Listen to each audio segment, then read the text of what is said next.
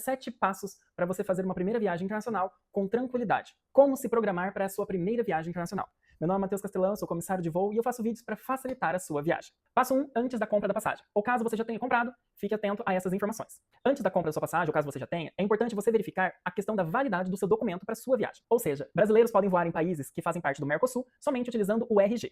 Mas, normalmente, viagens internacionais transoceânicas é obrigatória a utilização do seu passaporte. E um ponto muito importante nessas duas documentações é a validade. O RG precisa estar dentro da validade de 10 anos, mas é importante você verificar o seguinte: como está o estado do seu documento e a foto que está presente lá. Se for uma foto de quando você era criança, é bem provável que você tenha problemas ao chegar na imigração do país que você vai visitar. Então é importante a foto estar o mais parecido possível com você hoje em dia, estar dentro da validade que é de 10 anos. E ainda uma observação: é muito importante que quando você for fazer a sua viagem de retorno para o Brasil, o seu RG ainda tem um prazo de 6 meses para vencer. E já em relação ao passaporte, é a mesma regra. Ele precisa estar dentro da validade permitida, ainda você precisa verificar se ele tem validade de 6 meses após o retorno da sua viagem para o Brasil. Então, se você for retornar para o Brasil no dia 23/4, o seu passaporte precisa estar válido até o dia 23/10, porque ele precisa estar válido por pelo menos 6 meses após o retorno para o Brasil. E outro ponto sobre documentação é a questão do visto. Brasileiros podem ficar até 90 dias em vários países da Europa, assim como da América do Sul, somente com o passaporte. E se for na região do Mercosul, somente com o RG.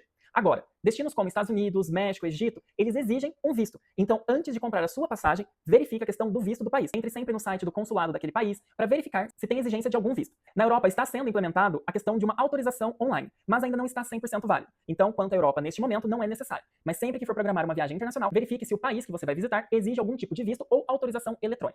O passo 2 são os documentos de entrada, os comprovantes de turista. Para passar pela imigração de forma tranquila, leve sempre em mãos a passagem de retorno para o Brasil, a reserva de hospedagem ou a carta convite se você for ficar na casa de alguém, comprovante financeiro, o seguro viagem e o certificado de febre amarela quando exigido. Neste momento, organização é sinônimo de segurança. Passo 3, malas e bagagem. A bagagem de mão normalmente é de 10 a 12 quilos dependendo da companhia aérea, mas é importante você verificar se a companhia aérea que você for viajar não é uma companhia aérea low cost, ou seja, são companhias aéreas que têm um valor menor de passagem, porém você também não tem direito a levar muitos itens. Normalmente, uma companhia aérea low cost permite que você leve apenas o seu item pessoal, ou seja, uma mochila, uma bolsa ou uma sacola. Então fique muito atento a isso na hora da compra da sua passagem. Cada tarifa que você escolhe mostra o que você tem direito de levar, se é somente a mala de mão e o item pessoal, ou somente o item pessoal, ou se você também tem direito a uma mala de 23 quilos despachada. Então fique muito atento a isso. Eu tenho vídeos aqui sobre o que você pode e não pode levar na sua mala de mão em voo nacional, internacional e na mala despachada. Eles estão fixados aqui no meu perfil. Por falar em mala de mão, voos internacionais, líquidos, cremes, géis e aerosóis podem ter somente 100 ml por embalagem. E cada passageiro só pode levar um total de 1 litro destes itens. E a acomodação deles devem ser feitas dentro de sacos ziplocs ou dentro de uma necessaire transparente com vedação.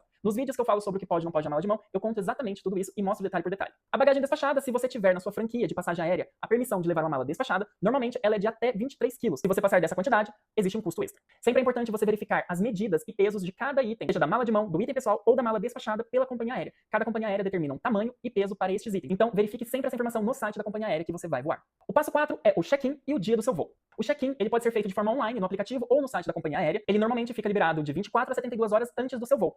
Eu sempre recomendo fazer o check-in online, porque isso vai fazer com que você economize muito tempo em filas. Mas caso você não consiga fazer o check-in online, você deve chegar com antecedência no aeroporto para poder realizar o check-in e despacho de bagagem, caso você tenha bagagem para despachar. E o bom de você fazer o check-in online, e caso você não tenha mala para despachar, é que você vai evitar muito tempo nos balcões das companhias aéreas e segue diretamente para a área de embarque, onde você vai passar pelo raio-x e pela imigração. E falando sobre o dia do seu voo, antecedência é tudo. Para voos internacionais, é recomendado que chegue com 4 horas de antecedência da decolagem do seu voo, pois normalmente os processos de raio-x, imigração, ou caso você tenha que fazer despacho de bagagem, demora horas. E para você não fazer nada correndo, é sempre recomendado 4 horas de antecedência para voos internacionais. E o raio-x também é algo que você deve prestar muito bem atenção no dia do seu voo, porque é um processo que às vezes demora tempo e as pessoas normalmente não estão preparadas para passar no raio-x.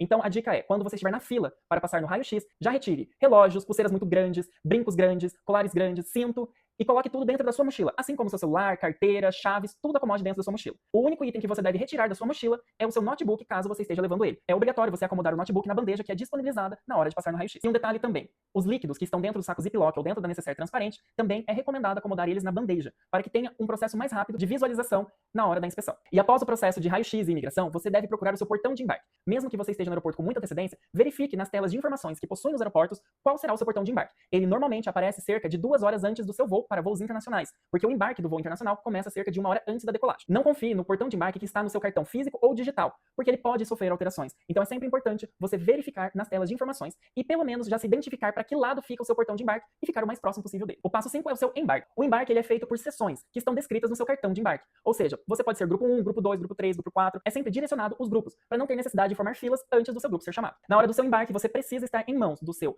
passaporte ou RG, se for o caso, em voos do Mercosul, e o seu cartão de embarque, seja ele físico físico ou digital. E se for digital, sempre deixe o brilho máximo na tela do celular na hora da leitura. No avião, o seu assento está indicado também no seu cartão de embarque. Os aviões que fazem voos internacionais transoceânicos normalmente são aviões muito grandes. Então, sempre é importante você verificar qual é o seu assento e, se tiver dúvidas, pergunte ao comissário ao entrar na aeronave. Parte 6, conexão se você tiver. Se o seu voo tiver uma conexão internacional, ou seja, você vai ter que passar por um país antes de chegar no país do seu destino final, é importante você ter noção do seguinte: se você despachou mala, verifique se sua mala vai ser retirada na conexão para um novo redespacho ou se vai seguir para o destino final. Então, quando você realizar o despacho da sua mala, você pergunta para o agente que está realizando o despacho se a sua mala vai para o destino final ou você terá que pegar na conexão. Ao sair do seu primeiro voo, você não vai sair na área de embarque. Você deve procurar a placa indicando conexão e depois verificar o seu próximo portão de embarque. Às vezes você passará por uma imigração nesse país. Então também tenha em mãos os documentos essenciais que eu falei no início do vídeo. Passo 7, chegada no seu destino final. Ao chegar no seu destino final, você também passará pela imigração, em que serão realizadas algumas perguntas, como por exemplo, o motivo da sua viagem, quanto tempo você vai ficar, onde você vai se hospedar, você está com dinheiro para passar o período da sua viagem, com quem você está viajando. São perguntas básicas que normalmente são realizadas em inglês, mas em alguns países existem pessoas que falam espanhol ou português, porque às vezes são de Portugal, então normalmente eles estão preparados para te atender da melhor forma possível.